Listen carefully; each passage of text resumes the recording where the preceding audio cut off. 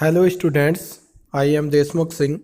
Today I am going to deliver my lecture on the topic of protecting groups, which is related to the unit second of the paper disconnection approach or retrosynthetic analysis. First of all,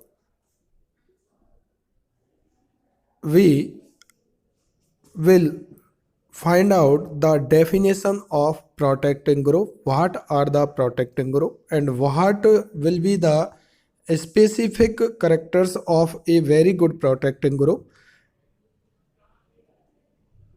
Let us start this topic by a video.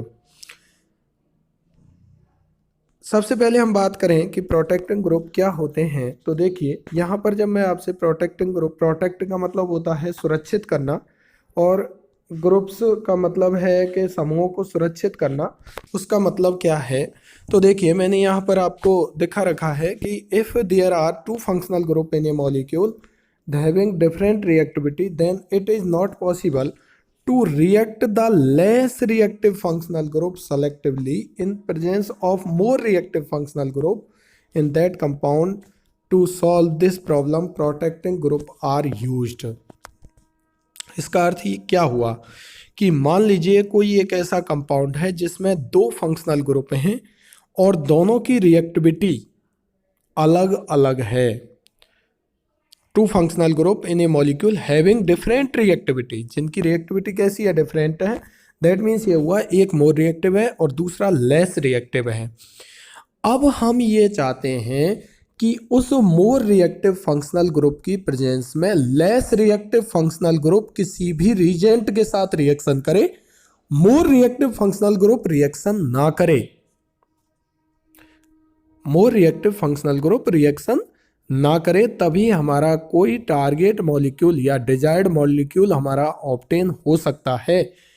इसके लिए हमें क्या करना पड़ेगा, इसके लिए हमें more reactive जो फंक्शनल ग्रुप है उसको प्रोटेक्ट करना पड़ेगा और फिर हमें सूटेबल रिएजेंट के साथ रिएक्शन करानी पड़ेगी, प्रोडक्ट बनाना पड़ेगा। तो ये प्रोटेक्टिंग ग्रुप क्या करते हैं, protecting group are those groups which are used to protect a more reactive functional group present in a molecule in presence of less reactive functional group. इसका अर्थ यह हुआ यदि दो फंक्शनल ग्रुप है, दोनों की रिएक्टिविटी अलग अलग है, तो मोर रिएक्टिव फंक्शनल ग्रुप के द्वारा, मोर रिएक्टिव फंक्शनल ग्रुप को हम जिन समूहों के द्वारा प्रोटेक्ट करके लेस रिएक्टिव फंक्शनल ग्रुप के द्वारा हम डिजायर्ड प्रोडक्ट ऑब्टेन करते हैं,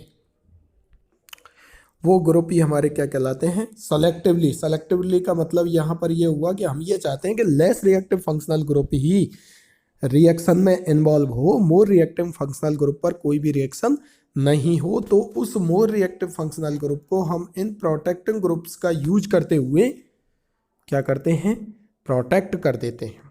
ठीक है, तो ये प्रोटेक्टिंग ग्रुप बहुत ज़्यादा यूज में लाए जाते हैं। क्या इनका पर्पज होता है वो हम यहाँ पर डिस्कस करने वाले हैं।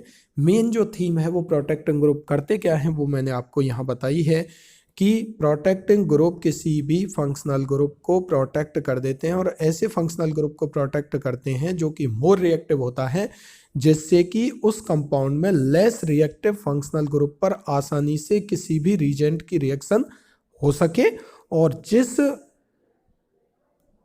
रिएक्शन के द्वारा हम डिजायर्ड प्रोडक्ट बनाना चाह रहे हैं वो प्रोडक्ट हमारा ऑब्टेन हो सके। नहीं तो जनरल क्या होता कि ये मोर रिएक्टिव फंक्शनल ग्रुप आसानी से रिएक्ट कर लेता, लेस रिएक्टिव भी रिएक्ट करता, तो जो हम जनरल प्रोडक्ट बनाना चाह रहे थे या डिजायर्ड प्रोडक्ट बनाना चाह रहे थे वो प्रोडक्ट हमको ऑब्टेन ना होकर के कोई अदर प्रोडक्ट ही ऑब्टेन होता। इसलिए इन प्रोटेक्टिंग ग्रुप का यूज किया जाता है। देखिए डेफिनेशन मैंने यहाँ लिखी है, protection of A functional group is an operation by which A temporary modification. Temporary modification का मतलब है कुछ समय के लिए, जब तक रिएक्शन ना हो, कंप्लीट ना हो जाए तब तक के लिए हम मोर रिएक्टिव फंक्शनल ग्रुप को क्या कर देते हैं, प्रोटेक्ट कर लेते हैं।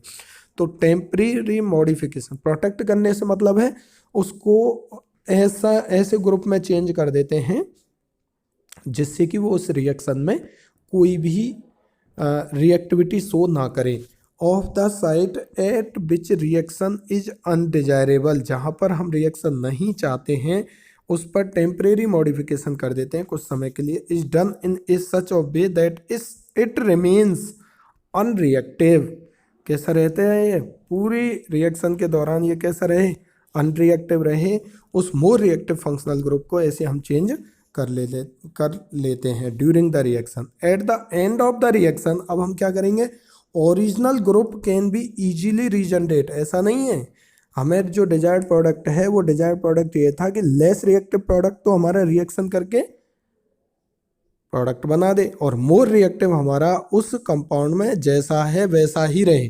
तो हमने उसको प्रोटेक्ट कर दिया, उसके बाद जैसे रिएक्शन खत्म हुई तो हम उसको रीजनरेट करते हैं। रीजनरेट का मतलब अब हम उसका क्या करते हैं, डी प्रोटेक्शन करते हैं। अगेन बाय डी प्रोटेक्शन, पहले प्रोटेक्ट कराएंगे मोर रिएक्टिव फंक्शनल ग्रुप को, फिर वापस से हम उसी फंक्शनल ग्रुप में कन्वर्ट करने के लिए क्या कराते हैं, डी प्रोटेक्शन, रीजनरेट करते हैं हम उसको।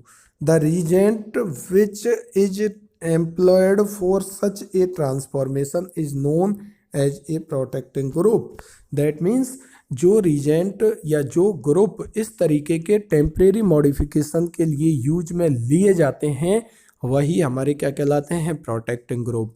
अर्थात इसका मतलब यह हुआ कि प्रोटेक्टिंग ग्रुप हमारे ऐसे ग्रुप्स हैं जो किसी भी मॉलिक्यूल में डिजायर्ड प्रोडक्ट ऑब्टेन करने के लिए मोर रिएक्टिव फंक्शनल ग्रुप को प्रोटेक्ट कर देते हैं और फिर वापस से हम उसका डी प्रोटेक्शन करके उस मोर रिएक्टिव फंक्शनल ग्रुप को वापस से ऑब्टेन कर लेते हैं। तो एक आइडियल प्रोटेक्टिंग ग्रुप में क्या क्या प्रॉपर्टी होनी चाहिए, इसको मैं यहाँ आपको बताना चाह रहा था। एन आइडियल प्रोटेक्टिंग ग्रुप, ये पूछा गया है एक एग्जाम में कि आइडियल प्रोटेक्टिंग ग्रुप में क्या क्या प्रॉपर्टी होनी चाहिए। प्रोटेक्टिंग ग्रुप क्या होता है वो मैंने आपको सिंपल वर्ड्स में बता दिया कि जब किसी भी टारगेट मॉलिक्यूल या जिस कंपाउंड को हम सिंथेसिस करना चाह रहे हैं उस कंपाउंड में डिफरेंट रिएक्टिविटी के फंक्शनल ग्रुप यदि हैं तो लेस रिएक्टिव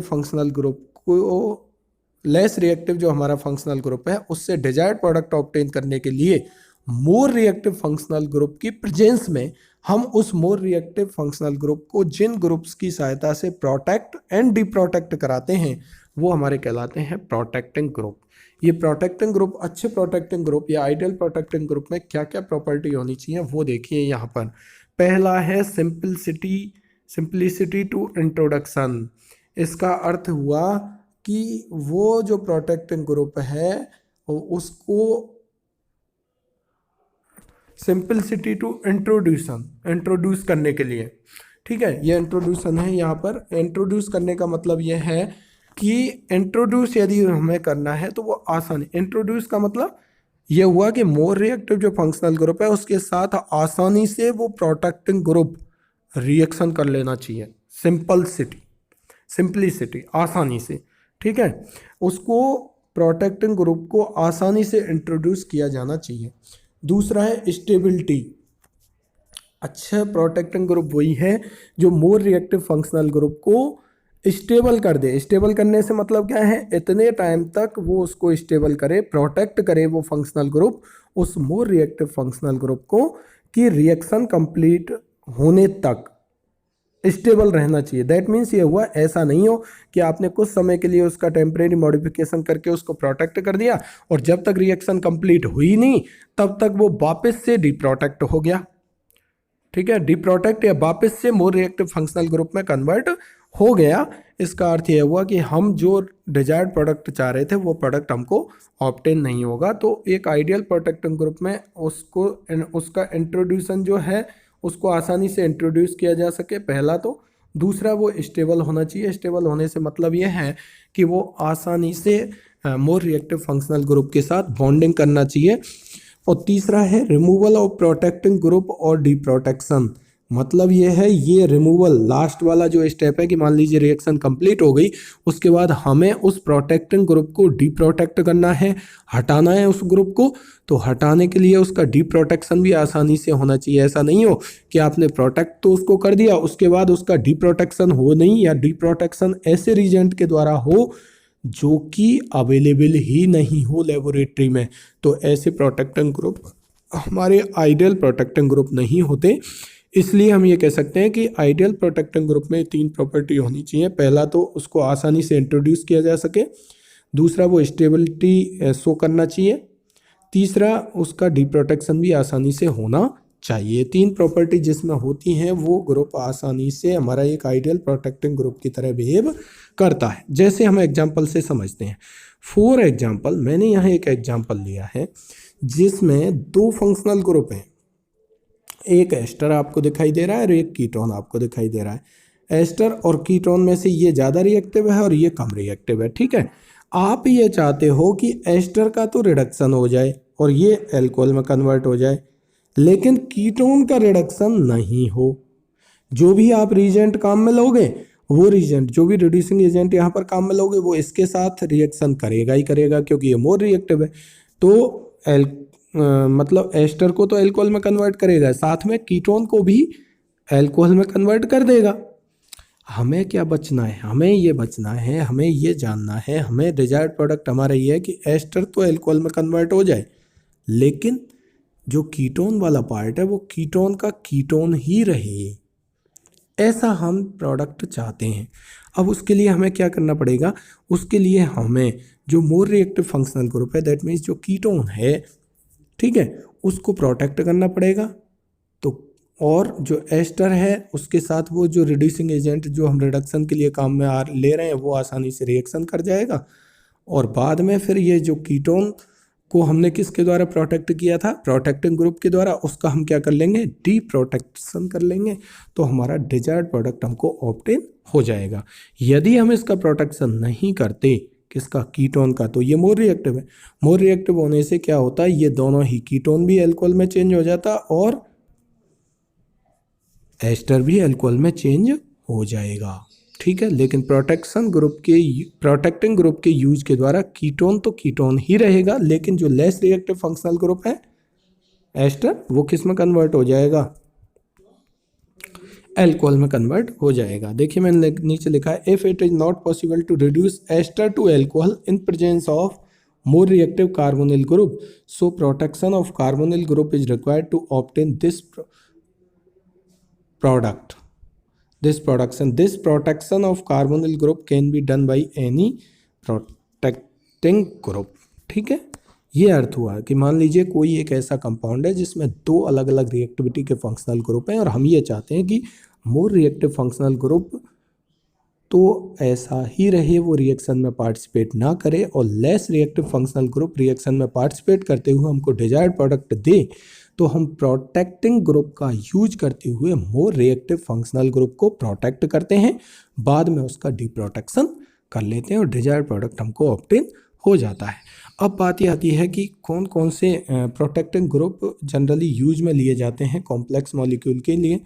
जनरली ये जो वाइडली यूज किए जाते हैं प्रोटेक्टिंग ग्रुप, वो कॉम्प्लेक्स मॉलिक्यूल के सिंथेसिस के लिए यूज में लिए जाते हैं। जैसे पेप्टाइड का सिंथेसिस करना है, या कार्बोहाइड्रेट का करना है, या टर्पिनॉइड का करना है, या एल्केलॉइड का करना है। अपने नेचुरल प्रोडक्ट में बहुत बड़ी बड़ी संरचना या कॉम्प्लेक्स मॉलिक्यूल्स देखे हैं, तो वहाँ पर प्रोटेक्टिंग ग्रुप यूज में लिया जाता है। Some common functional group and their protection are follows.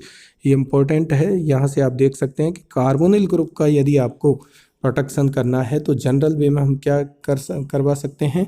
Acetal का फॉर्मेशन करवाते हुए हम कार्बोनिल ग्रुप को प्रोटेक्ट कर सकते हैं। हाइड्रोक्सी ग्रुप को यदि आपको प्रोटेक्ट करना है तो ईथर बना देंगे हम किसी रिएक्शन से, या टेट्राहाइड्रोपाइरेन बना देंगे, या मेथॉक्सी एथॉक्सी मेथाइल क्लोराइड बना देंगे। इनका मतलब ये हुआ कि हाइड्रोक्सी ग्रुप को हम इन समूहों में कन्वर्ट कर देंगे, ठीक है।